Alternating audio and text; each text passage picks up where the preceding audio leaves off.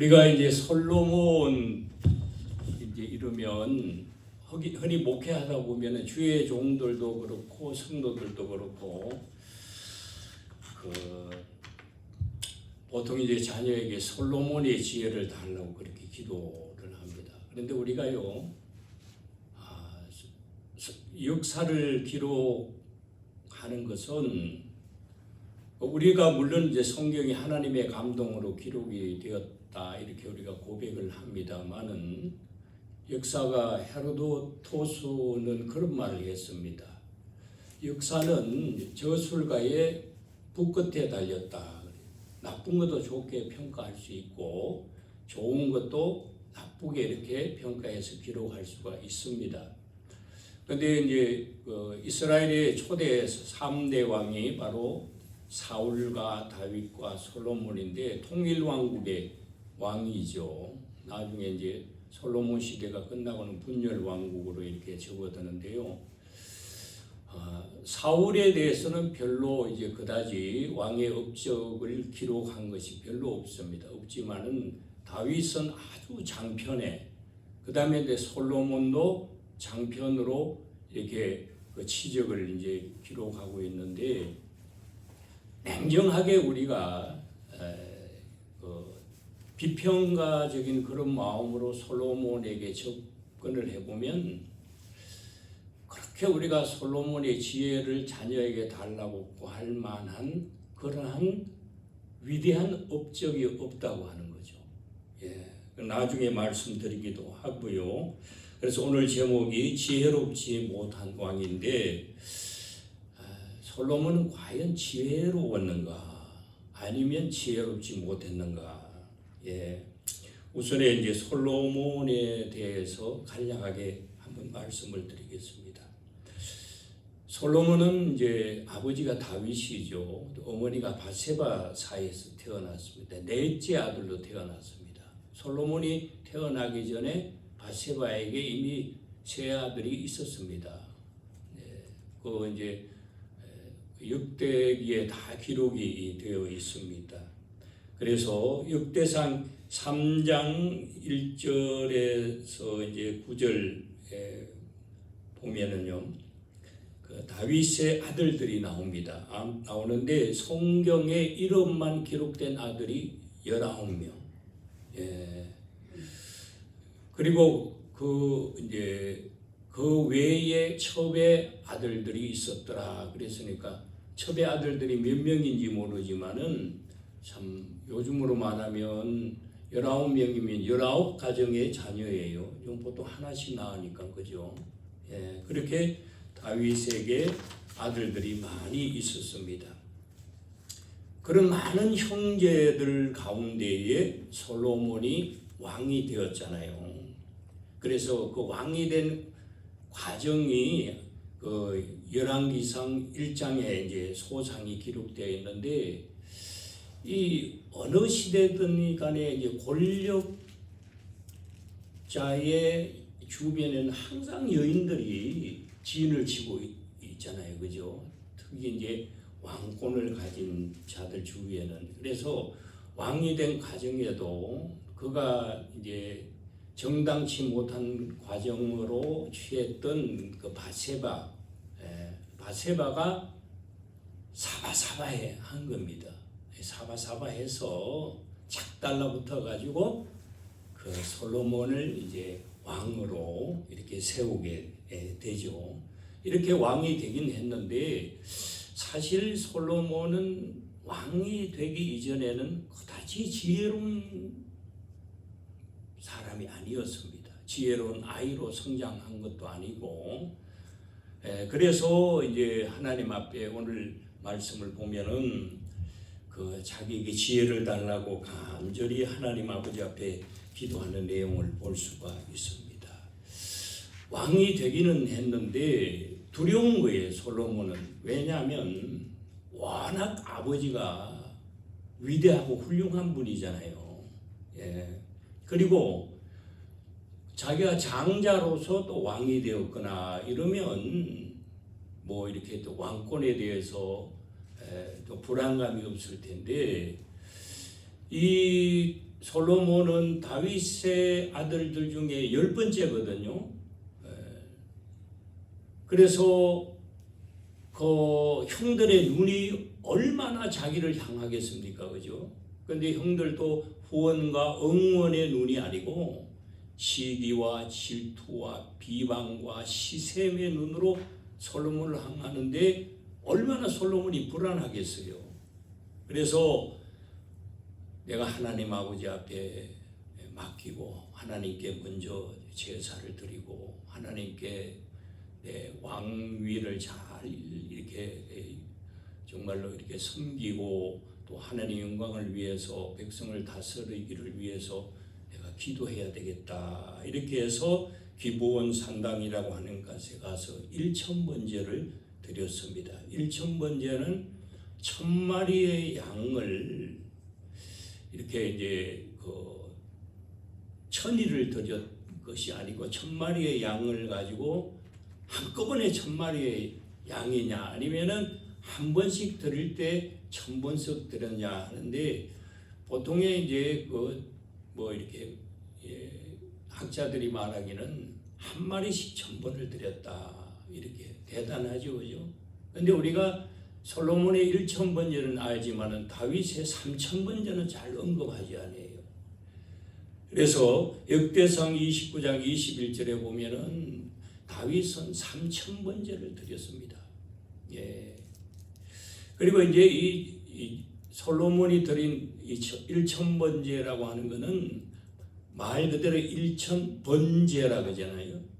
구약의 제사는 목적에 따라서 제사의 방법이 있고 또 이렇게 방법에 따라서 제사의 내용이 또 이렇게 있거든요. 번제라고 하는 것은 불태워 드리는 겁니다. 그리고 가죽을 벗겨서 모든 것을 불태웁니다. 남는 것은 뭐가 남아요? 가죽만 남죠. 그리고 이제 번제의 목적은 내가 하나님께 온전히 헌신합니다 하는 헌신제라고 이렇게 보면 됩니다. 그러니까 번제의 내용을 우리가 지금으로 해석하면 하나님 내 몸에는 나의 껍데기밖에 없습니다.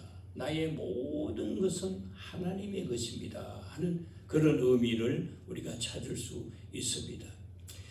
이렇게 1000마리의 제물을 가지고 엄청난 그 제사를 하나님 아버지 앞에 드리는 가운데에 오늘 말씀을 잘 읽어보면 우리가 들어도 참 감동받을 만한 그런 기도의 내용을 가지고 솔로몬이 하나님 앞에 나아가는 것을 볼 수가 있습니다. 그 내용은 3가지로 말씀드리면 첫 번째, 하나님 저는 작은 아이입니다. 사실 우리가 나이가 많든 적든 지위가 있든 없든 간에 하나님 앞에서는 누구나 다 아이보다도 어쩌면 못한 존재입니다. 그렇잖아요, 그죠? 위대하신 전능하신 하나님. 근데 솔로몬은 하나님 나는 작은 아이입니다 할 때에 솔로몬이 기브온 산당에서 제사를 드릴 때 왕이 되어 제사를 드릴 때의 나이가 몇 살이냐면 20살입니다. 그 요하스가 7세 왕이 되었고 요시야가 8세 왕이 되었고 므낫세는 12세 왕이 되었거든요. 그들에 비하면은 20살이면 요하스의 아버지 딸이에요. 그렇게 볼 수 있는 그런 나이인데도 솔로몬은 하나님 저는 작은 아이입니다. 철두철미하게 솔로몬의 시작은 자기를 부정하고 하나님 나는 껍데기밖에 없습니다. 모든 것은 하나님의 것입니다. 이렇게 1000번제를 하나님 아버지 앞에 드렸죠. 이것은 자기 부정, 내려놓음, 자기 낮춤입니다. 철저한 이렇게 자기를 부정하는 솔로몬의 이 첫 발걸음을 보면서 솔로몬은 참 대단한 사람이다. 이렇게 우리가 받아들일 수 있습니다. 그 다음에 두 번째는요. 하나님의 백성을 굉장히 존귀하게 여겼습니다. 그래서 주께서 택하신 백성 가운데 제가 있습니다. 그들은 큰 백성이라 수요가 많아 셀 수도 없고 기록할 수도 없사오니 누가 주의 이 많은 백성을 재판할 수 있으리오까.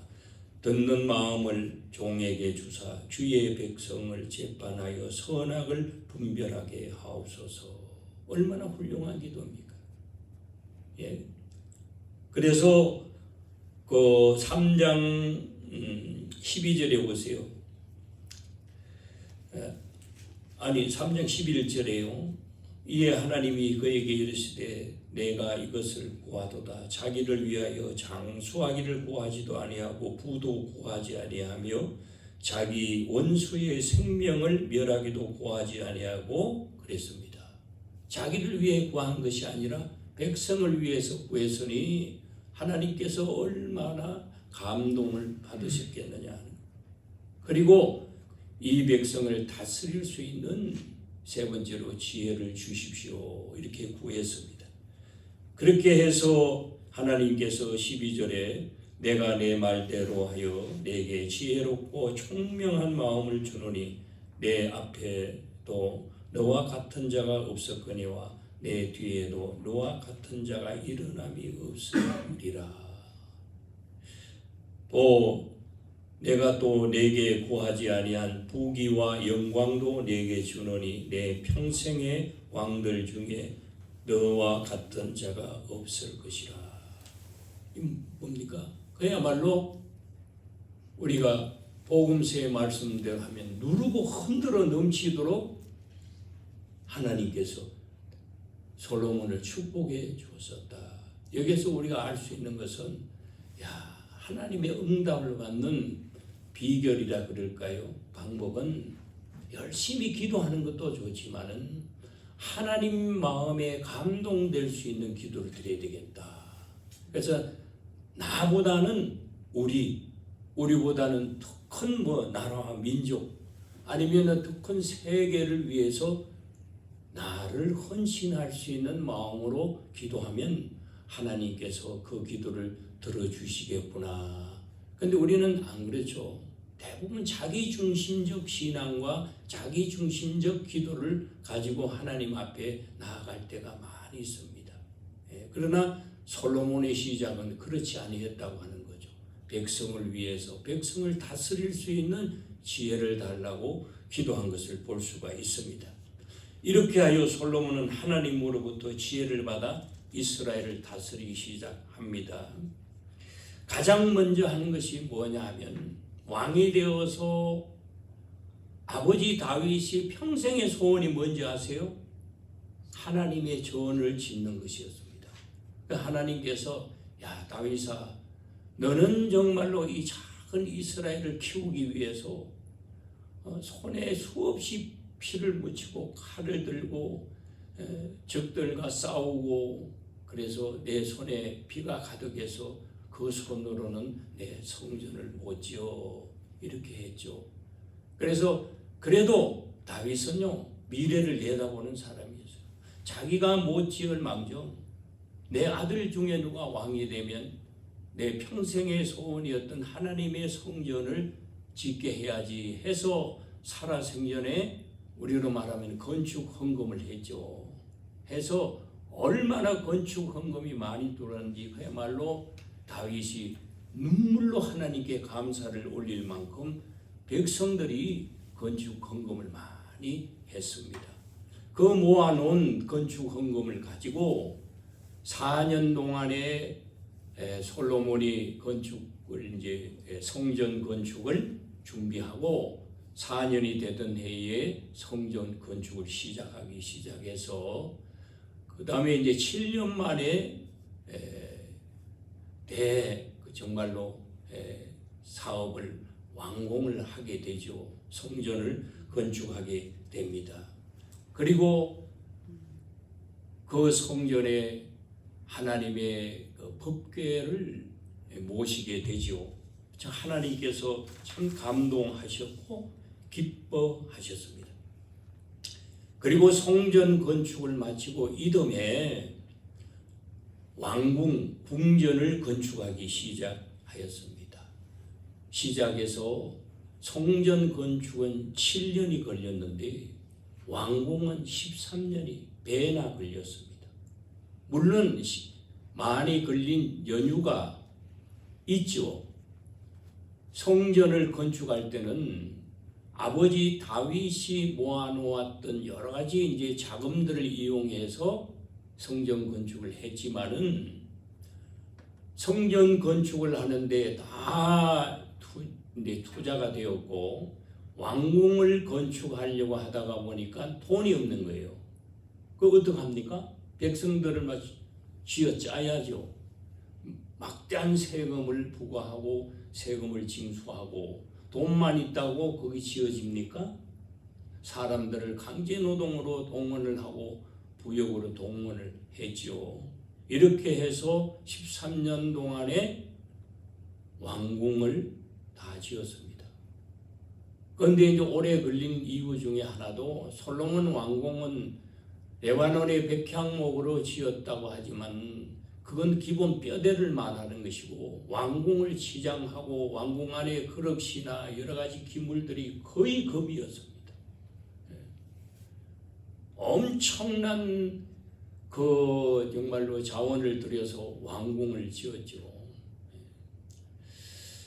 그리고 이제 왕궁을 짓고 솔로몬이 왕궁의 보좌에 다 앉는데 그 보좌가 뭘 만들어 하면은 상아를 깎아서 다 보좌를 만들었습니다.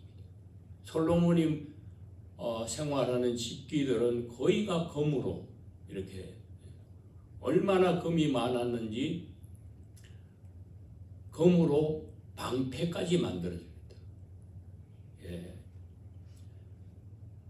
이렇게 해서 20년 동안 성전 건축과 왕궁 건축을 끝낸 이후로부터 솔로몬의 삶에 문제가 발생하기 시작합니다. 솔로몬은 39년 동안 왕위에 있었는데요. 약 20년 동안은 성전 건축과 왕궁 건축을 하느라고 거기에 이제 정말로 몰두해서 뭐 하나님 보시기에 그냥 열심히 한다 그 정도였는데 이제 모든 그 성전도 지어지고 왕궁도 지어졌잖아요. 보좌에 이렇게 앉으니까 천하가 자기 것이에요. 주변에 솔로몬은 또 이렇게 외교는 나름대로 했습니다. 그래서 뭐 우리가 시바의 왕도 솔로몬의 지혜를 이렇게 뭐 듣고자 이렇게 왔고 뭐 여러 주변 국가들이 딸을 막 솔로몬이 갖춰 바쳤어요. 내 딸과 결혼해 주세요. 왜 이렇게 잘 이렇게 관계를 맺어 놓으면 서로가 좋으니까. 자, 열왕기상 11장 4절로 넘어가 보면은요. 기록에는 표현은 솔로몬의 나이가 많을 때 그랬는데 솔로몬 오래 못 살았습니다. 아버지는 70세까지 살았는데 솔로몬은 59세를 살았습니다. 예. 솔로몬의 나이가 많을 때에 그의 여인들이 그의 마음을 돌려 다른 신들을 따르게 하였으므로 왕의 마음이 그의 아버지 다윗의 마음과 같지 아니하여 그의 하나님 여호와 앞에 온전하지 못하였으니 이는 시돈 사람의 여신 아스다로스를 따르고 암몬 사람의 가정한 밀곰을 따름이라. 솔로몬이 여호와의 눈앞에서 악을 행하여 그의 아버지 다윗이 여호와를 온전히 따름같이 따르지 아니하고. 뭡니까? 하나님을 완전히 등졌다고 하기는 뭐하지만은 하나님이 주신 지혜를 백성을 잘 다스리고 하나님의 나라를 굳건하게 세우는데 사용하지 아니했다. 그리고 11장 왕상 이제 열왕기상 11장 3절에 보면은 솔로몬은 700명의 후궁과 300명의 첩을 두었습니다. 제가 어디 설교를 듣는데요. 근데 제가 깜짝 놀랐어요. 자기는 뭐 축복기도라고 하는데 솔로몬의 축복을 우리에게도 주시고 솔로몬의 지혜를 자녀들에게, 여러분 솔로몬의 축복을 여러분들에게 주면 저나 여기 계신 남자분들은 무슨 뭐 후궁을 700명에다가 그 말이 안 되는 거잖아요. 여러분 우리가 복을 참 이렇게 자녀를 위해서나 이웃을 위해서나 가정을 위해서 하나님께 기도할 때 뭘 정확하게 알고 기도를 해야 됩니다. 그래서 그 많은 여인들이 솔로몬 주변에 붙어서 이방 신들을 섬기게 하고 그 관계에 이제 넘어간 거죠. 그의 여인들이 그의 마음을 돌려 다른 신들을 따르게 하였으므로. 자, 대충 이제 솔로몬에 대해서 말씀을 드리고요. 솔로몬은 과연 정말 지혜로운 사람이었는가? 하나님의 마음에 합한 사람이었는가? 우리가 용두삼이라 그러잖아요, 그죠? 용의 머리로 시작해서 뱀의 꼬리로 끝난다. 솔로몬이야말로 용두삼이와 같은 사람. 그러나 그의 아버지를 보십시오. 목동의 막내 아들로 태어나서 양식이 목동이었는데 왕이 되잖아요. 다윗은 삼이 용두입니다. 적게 시작해서 크게 된 사람이에요. 우리가 이와 같이 되어야 됩니다. 믿음의 사람은. 아버지 다윗은 또 이렇게 제대로 이렇게 나라라고 형태도 없고 흐트러져 있던 백성을 한데 모아서 나라를 확장시키고 이스라엘 왕국을 든든히 세운 사람이었습니다. 그러나 아들 솔로몬은 아버지가 마련해둔 성전 건축비로 성전을 했고 왕궁을 건축할 때는 아까 말씀드린 대로 각종 부역 엄청난 세금을 거두어들었습니다. 솔로몬의 아들 르호보암이 이와 같이 말합니다. 내 아버지는 너희의 멍에를 무겁게 하였으나 나는 너희의 멍에를 더욱 무겁게 하리라. 내 아버지는 채찍으로 너희를 징계하였으나 나는 정갈 채찍으로 너희를 징치하리라. 아들이 아버지를 그렇게 평가하는 거예요. 아버지 다윗은 하나님의 관계를 굉장히 절대화했습니다. 남의 아내를 빼앗아서 범죄했을 때도 나단 선지자가 그걸 지적하잖아요. 다윗은 지체 없이 하나님께 무릎 꿇고 하나님, 제가 범죄하였나이다. 제가 죄인입니다. 침상을 눈물로 띄울 만큼 회개를 철두철미하겠다. 이게 인간의 모습이고 신앙인의 모습이 되어야 됩니다. 그러나 솔로몬은요, 열왕기상 11장 9절에 보면은 솔로몬이 마음을 돌려 이스라엘의 하나님 여호와를 떠남으로 여호와께서 그에게 진노하시니라. 처음에 1,000번째 할 때는 하나님 감동을 받으셨거든요. 이게 좀 지나고 보니까 하나님 아버지께서 진노를 하시는 거예요. 그래서 여호와께서 일찍이 2번 그에게 나타나시고 이 일에 대하여 명령하사 다른 신들을 따르지 말라 하셨으나 그가 여호와의 명령을 지키지 아니했다.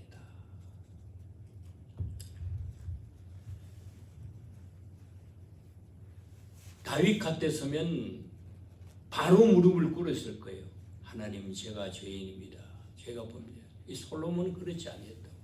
사실 솔로몬은 다윗이 받은 것보다도 훨씬 더 많은 것을 하나님 아버지로부터 받았잖아요. 지혜도 받죠. 후기영화도 받았죠. 자, 그리고 또 아버지 다윗과 솔로몬은요, 성경을 남겼잖아요. 다윗은 시편 70 3편 정도를 남겼다고요. 그 솔로몬도 아가르서를 기록했죠. 잠언 전도서를 기록했는데 솔로몬은 잠언은 뭘 이렇게 하면 안 된다, 이렇게 해야 된다. 자기의 삶을 뒤돌아보면서 후회와 탄식으로 남에게 가르치기 위해서 기록을 한 거예요.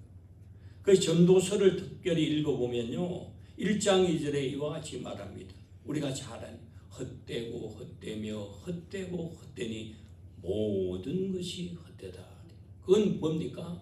자기가 자기를 평가하는 게 사실은 좁게 우리가 이렇게 보면,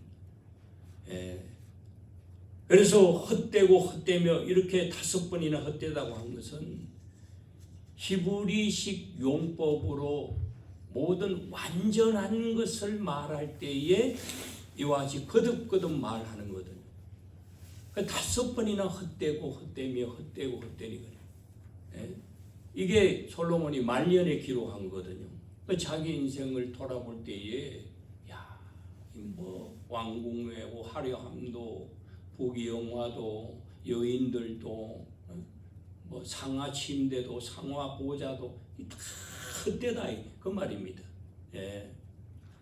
그렇게 해서 솔로몬이 핵심적으로 말하는 게 뭡니까? 하나님을 잘 경외해라, 하나님을 잘 믿어라, 하나님을 잘 따르라, 그걸 말씀하고 있지 않습니까? 아버지 다윗은 하나님과의 관계를 철저히 함으로 감사와 찬양을 하나님 앞에 얼마나 올립니까? 시편을 읽어보십시오. 마음이 어둡고 마음이 괴롭고 답답하더라도 다윗의 시편을 읽으면 마음이 밝아지는 거예요. 여호와는 나의 목자시니 내게 부족함이 없으리로다. 자, 솔로몬은 하나님께서 주신 지혜를 가지고 힘차게 출발을 했으나 결코 그 지혜로 하나님을 영화롭게 하는 데는 그 지혜를 그다지 사용하지 못했다. 그래 2번이나 나타나서 너 우상 숭배하지 말라, 여인들과 멀리해라 지적했지만은 솔로몬 듣지 아니했다고. 그 결과가 어떻게 됩니까? 반드시 하나님이 심판하시는 거거든요. 솔로몬이 59세에 죽고 그 아들 르호보암이 왕이 되려고 하는데 또 여로보암이라고 하는 사람이 나타나서 여로보암 중심, 르호보암 중심으로 나라가 반쪽이 나버리는 거예요. 결국 북이스라엘과 남유다로 갈라지고 다시 통일을 못하고 후에 북이스라엘은 아수르에 의해서 멸망당하고 맙니다. 그 원인을 찾아보면 검사가 검사하고 판사가 판결한다면 검사는 솔로몬을 붙잡아야 되고 판사는 솔로몬이 너 때문이야라고 판결할 수밖에 없다고 하는 사실이죠. 여러분, 솔로몬의 지혜와 부귀영화를 구하십니까? 아닙니다. 솔로몬과 결코 비교할 수 없는 영원한 지혜자 되시는 우리 주 예수 그리스도가 우리 가운데 계십니다. 예수님의 지혜의 말씀을 읽을 수 있는 것 얼마나 복인지 알 수 없습니다. 여러분, 하나님을 아버지라고 부를 수 있는 복, 이게 우주적인 복입니다. 구원의 말씀을 듣고 그 구원받은 주님의 은혜, 하나님의 은혜 가운데서 오늘도 예배할 수 있다고 하는 것, 이걸 4글자로 말하면 나는 이게 부귀영화라고 말씀드리고 싶습니다. 그래서 우리는 복되다. 육신적 부요함은 영적 만족을 누리지 못합니다. 여러분, 너 이전에도 너 이후에도 야 솔로몬아, 네같이 부귀영화를 누린 사람은 없을 거야. 그 부귀영화의 모든 것을 하나님 아버지 앞에 감사하고, 다윗이 시편 73편을 남겼으면 솔로몬은 730편을 남길 만큼 하나님께 감사하고 찬양을 해야 되는데 그러지 못했습니다. 거기에 매몰되어 있었습니다. 그래서 그는 헛되며 헛되고 헛되면 헛되고 헛되다고 고백하지만은 아버지는 그러지 아니하거든. 목동으로서 물맷돌 손에 들고 골리앗과 싸워서 왕이 되었습니다. 그는 시편 23편에 여호와는 나의 목자시니 내게 부족함이 없으리로다. 우리의 삶의 모습이 이렇게 되어야 되는 줄 믿습니다. 어떤 집사가 내외가 열심히 기도했습니다. 전세로 옮기게 해주세요. 전세로 옮겼습니다. 하나님 20평만 주십시오. 아파트 20평. 하나님 20평 주셨습니다. 보니까 좀 더 욕심이 있습니다. 하나님 50평짜리 주십시오. 거실도 넓고 화장실도 2개 있는 50평 주십시오. 하나님 50평 주셨습니다. 그래서 얼마 안 돼가지고 죽어버렸습니다. 결국 그 집사 내외의 평생의 소원은 뭡니까? 화장실 2개 달린 50평짜리 아파트였습니다. 여러분 그 소원요 하나님께 아뢰지 않아도 강남에 가면은요 독일어로 트라움 하우스인가 그 이때 서초대 가면 수도꼭지 하나가 500만 원이랍니다. 예. 그러면 그런 사람들은 하나님께 복을 빌지도 않는데 어떻게 그렇게 잘 삽니까? 이런 것을 우리가 볼 때에 우리가 믿는 복이라고 하는 것은 잘 먹고 잘 사는 그런 복이 아니다고 하는 거죠. 그러니까 예수님이 생애 초기에 산상보훈을 말씀하실 때에 팔복을 말씀하시는 가운데에 거기에 잘 먹고 잘 사는 복이 어디 있습니까? 그리스도인의 복이 무엇인가 예수님이 우리에게 잘 가르쳐주고 계십니다. 사랑하는 여러분, 예수님만이 헛되지 아니하고 영원한 우리의 생명, 우리의 힘, 우리의 능력, 우리의 만족이 되는 줄 믿습니다. 예수님 산상보훈 말씀하실 때 심령이 가난한 자는 복이 있다 그랬거든요. 이 가난이라고 하는 것이 뭘 말하는지 아십니까? 입을 옷, 물질, 거주할 집 이런 가난을 말하는 게 아닙니다. 예.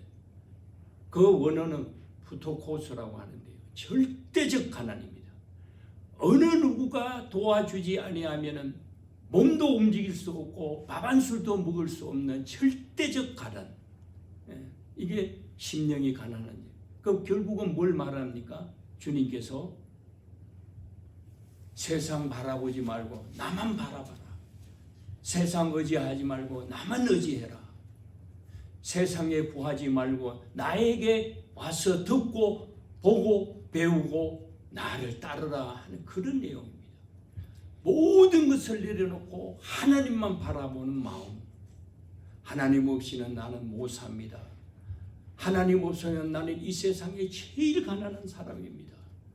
하나님이 나의 부요가 되십니다. 하나님이 나의 모든 것이 되십니다. 이것이 바로 심령이 가난한 사람들의 모습입니다. 사랑하는 여러분,